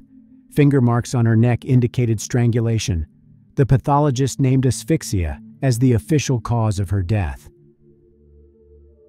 While awaiting trial in prison, Ben Blakely changed his behavior strategy. After speaking with the prison chaplain, he and his lawyer wrote a letter stating that he was responsible for Jaden's death. However, Ben claimed that the crime was not premeditated. According to him, he pushed Jayden during an argument. She fell off a bridge located near an abandoned barn. He tried to bring her to her senses but couldn't do it. At first, he buried Jayden's body in one place, but then moved it to the cemetery and buried it in his uncle's grave. However, the autopsy didn't show any signs of such a fall. There were blunt force injuries on her face, and as I said before, the cause of her death was asphyxia. It meant that Ben Blakely was lying to absolve himself of some responsibility for what happened. Jayden's father died due to heart problems before the trial even began. On June 23, 2014, Blakely appeared in court. It became evident to everyone that this man had no remorse for what he had done. He behaved provocatively and shouted insults, making it clear that he was indifferent to the fact that he had taken the life of Jayden and her unborn child. The 4-week trial heard Ben Blakely, of Redding Berks, was a violent and controlling boyfriend. 3 of Blakely's previous girlfriends testified that he was controlling and violent to them when they were in a relationship with him. The jury heard he would take their telephones, hit them, and would grab them by the throat if they answered back, or if he thought they might be cheating on him. The ginger-haired murderer's short temper was apparent during the trial. He was warned several times by the judge about his 4-letter outbursts in the dock and on the witness stand, where he repeatedly swore and shouted at the prosecutor Richard Latham. His rages proved too much at times for Jayden's mother and other family members, who at times were forced to flee the courtroom in tears. It was also too much for Judge Patrick Eccles, who sent Ben down to the cells and continued the trial in his absence one day. Although Jake Blakely is aged under 18, Judge Eccles lifted the usual ban on reporting a juvenile's name because he felt it was in the public interest to do so.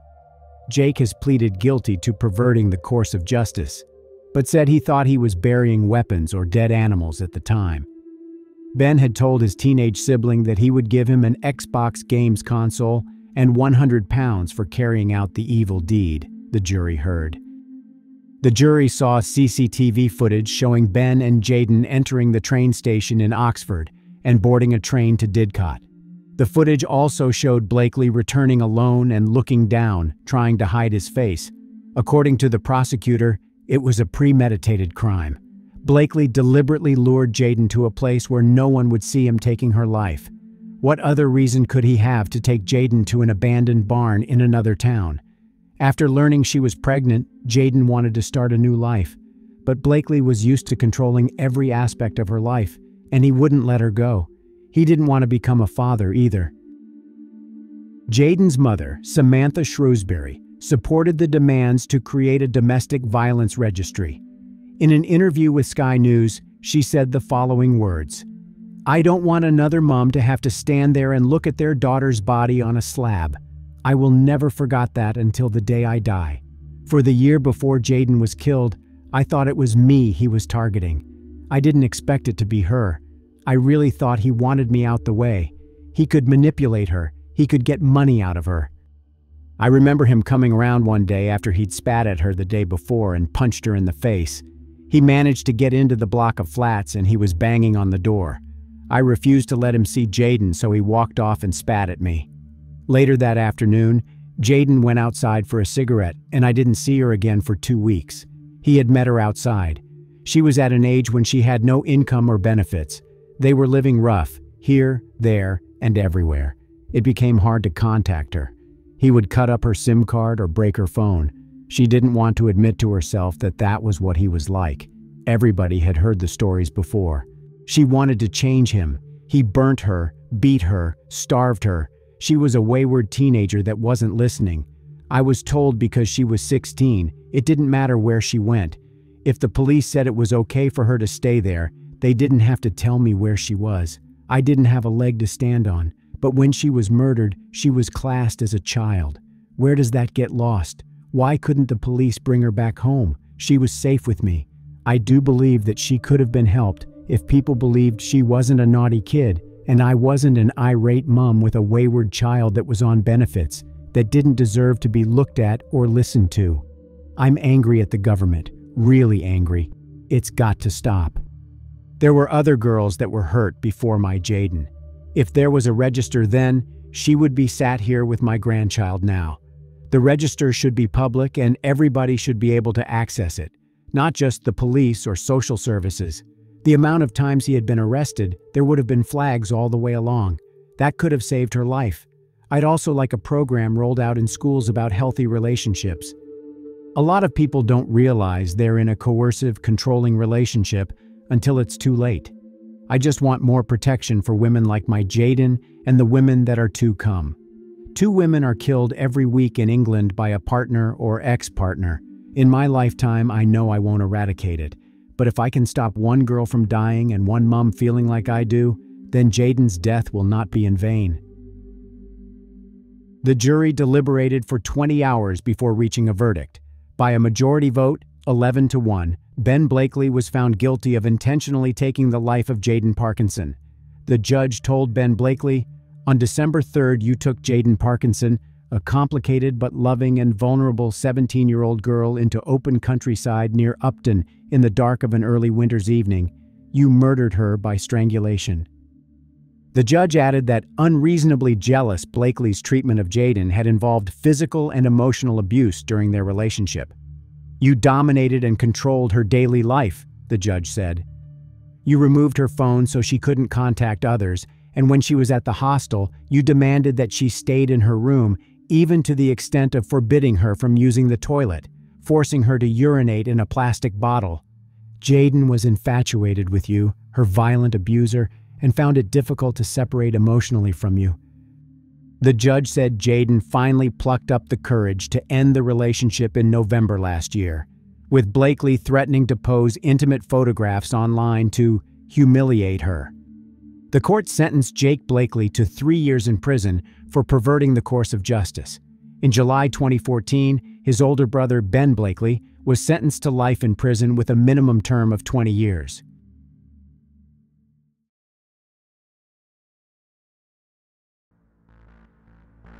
In this video, we take a look at a story that took place in the year 2021 and involved 2 countries far apart. Shanae Brooke Edwards, 31, was an Australian citizen and avid traveler. One of her travels took her to the Eastern European country of Georgia, where Shanae really liked and where frightening events happened to her. Shanae was born in 1989 in Warrnambool, Australia, where she lived with her parents and older brother Tyson. There is little information online about her youth and upbringing, but here is how her loved ones described her. Shanae was an adventurer who loved being amongst nature, a keen hiker, motorcyclist, and a genuine kind-hearted soul, an animal lover. She was a happy, free spirit. She moved through life making the kind of deep, sincere connections that most of us reserve only for a select few. She extended generosity, patience, love, and kindness to all who crossed her path, to name a few.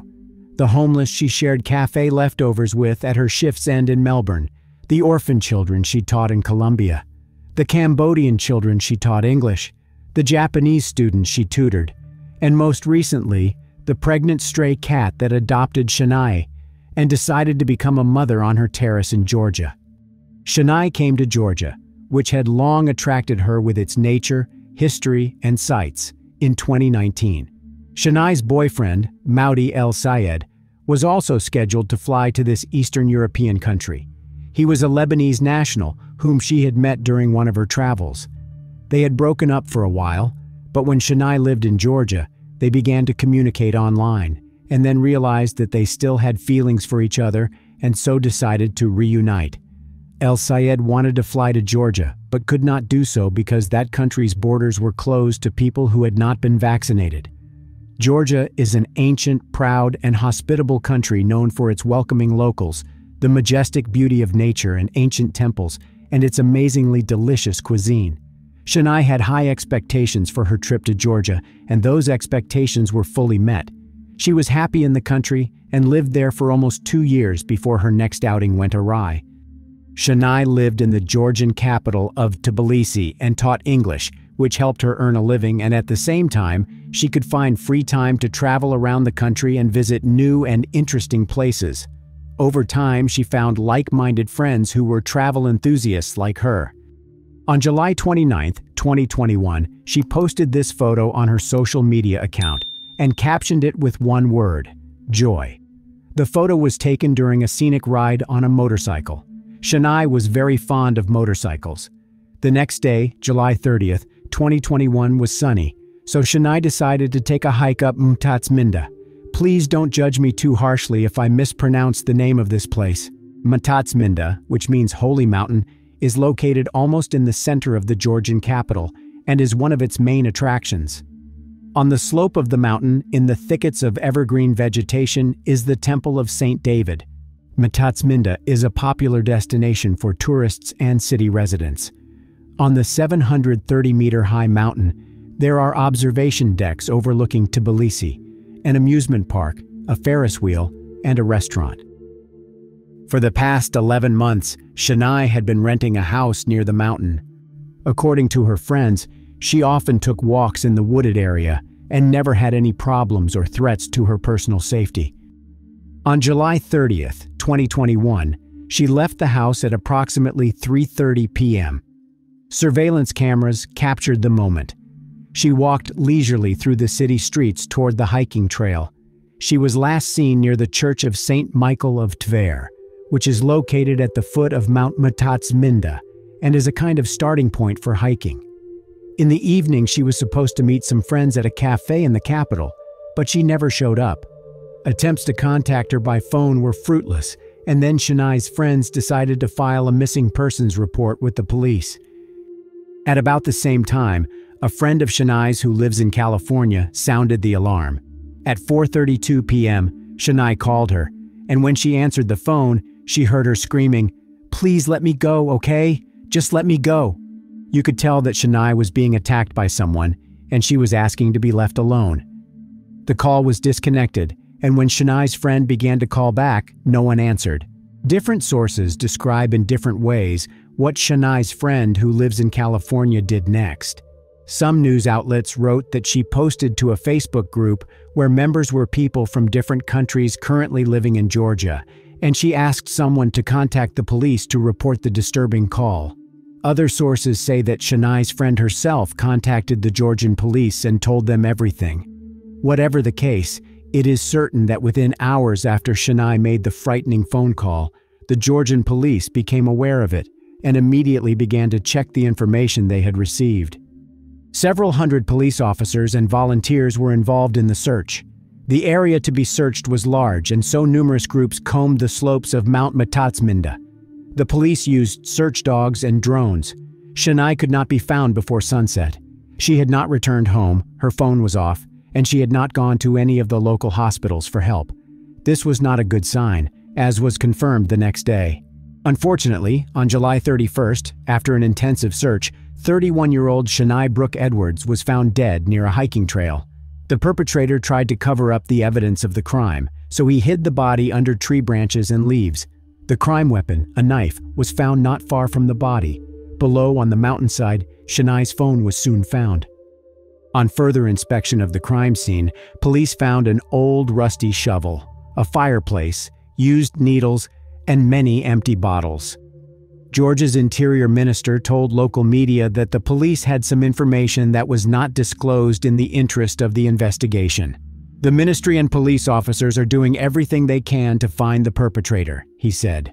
During the forensic examination of Shania's body, they counted 13 stab wounds, 5 of which were in the neck area, which to the police meant only one thing.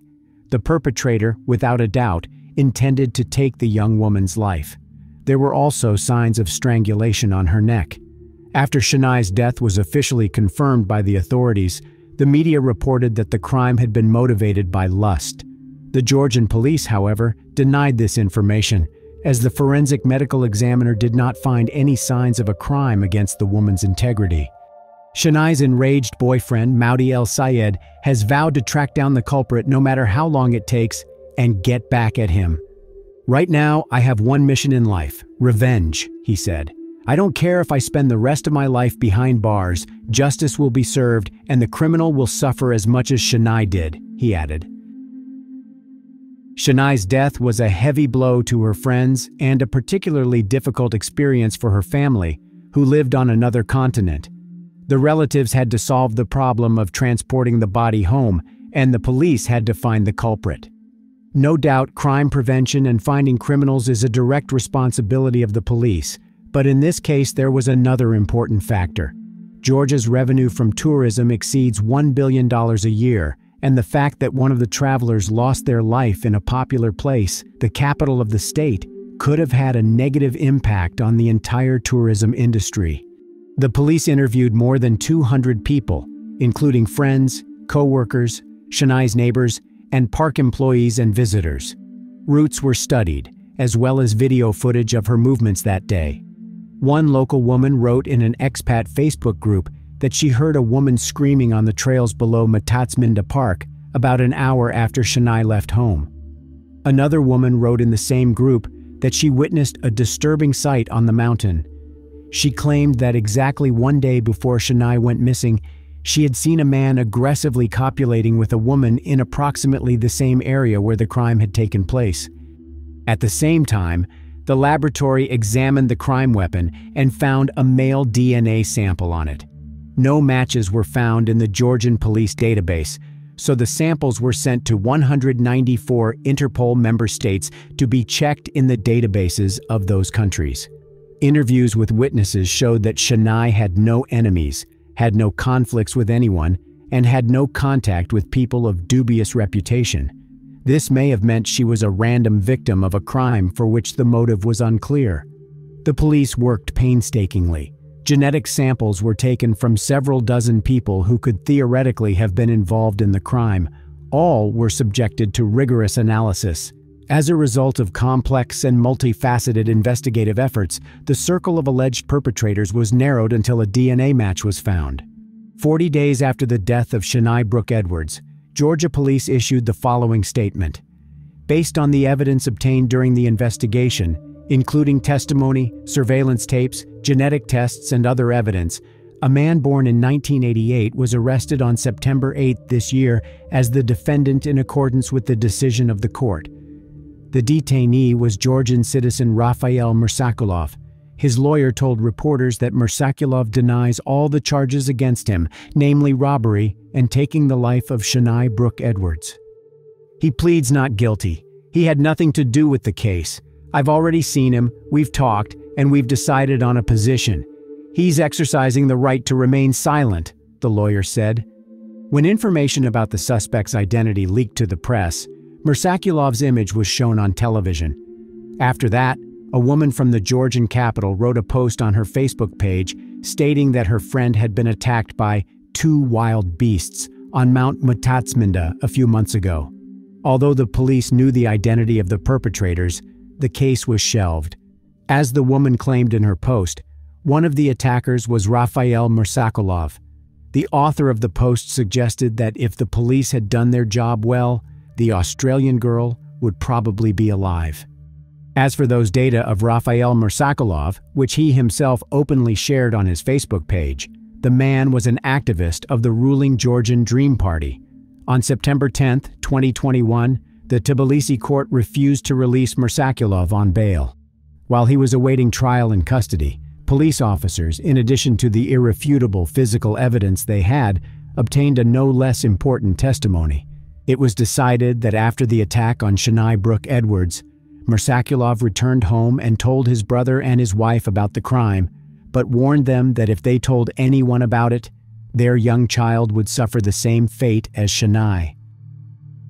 In October 2021, the Edwards family published a letter describing what Shania was like and thanked everyone for their support. In particular, they thanked Georgia for their financial assistance in repatriating Shania's body and the Georgian people for their continued attention, love, and support during this difficult and tragic time. The first hearing on the case took place in February 2022. Under Georgian law, Mursakulov faced 16 to 20 years in prison. He chose not to exercise his right to remain silent and pleaded guilty at the trial to robbery, but denied the charge that he acted intentionally when he took Shania's life. However, the prosecutor didn't think so. In his opinion, the number of stab wounds spoke to the defendant's intent to take the victim's life. He stabbed Shania Brooke 13 times, including 5 in the neck, indicating intent to take her life. Moreover, after his knife broke, the defendant strangled the victim, the prosecutor said. In turn, the defense insisted on qualifying the crime as robbery. Mursakulov pleaded guilty to robbery, and that was the motive. He repented of what he had done, said his lawyer. Also, the defense insisted that Mursakulov has mental problems and acted in an abnormal state. Meanwhile, the examination found Mursakulov sane, so the court had the right to impose a real punishment on him, depending on the qualification of the crime. According to the prosecutor, after the arrest, traces of potent drugs were found in Mursakulov's blood, but this in no way detracts from his guilt. Mursakulov himself, in his last statement, admitted guilt and apologized to Shania Brooke Edwards' family. "I apologize to this country, to the people. I apologize to this woman's family. It's a loss I can't make up for. Just forgive me. Whatever the sentence, I will be silent and I will not appeal it. I apologize," said Mursakulov, and cried. The alleged motive was the desire of the defendant to seize Shania's iPhone 12. He failed to do so because she threw the phone into a ravine. In any case, only 2 people knew about what happened that day, and one of them will tragically never speak again. Sentencing was postponed at the request of the prosecution because the victim's brother, Tyson Edwards, wanted to be present at the sentencing. The family of Shania Brooke Edwards issued a statement urging the Georgian justice system to sentence Raphael Mursakulov to life imprisonment. "We lost our beautiful girl, incredibly tragically. She left many friends and family members disappointed and devastated. We are proud of all the successes that Shania has achieved in many countries during her short life," the statement of Shania Brooke Edwards' family reads. At the trial held on March 9, 2022, Raphael Mursakulov was found guilty. Shania's brother Tyson, on behalf of the family, once again asked that the defendant be sentenced to life imprisonment. Mursakulov apologized to Tyson Edwards, saying that he's not that kind of person and that he just got into this situation. As a result, 33-year-old Raphael Mursakulov was sentenced to 20 years in prison. According to Georgian law, 20 years is the maximum sentence he could receive.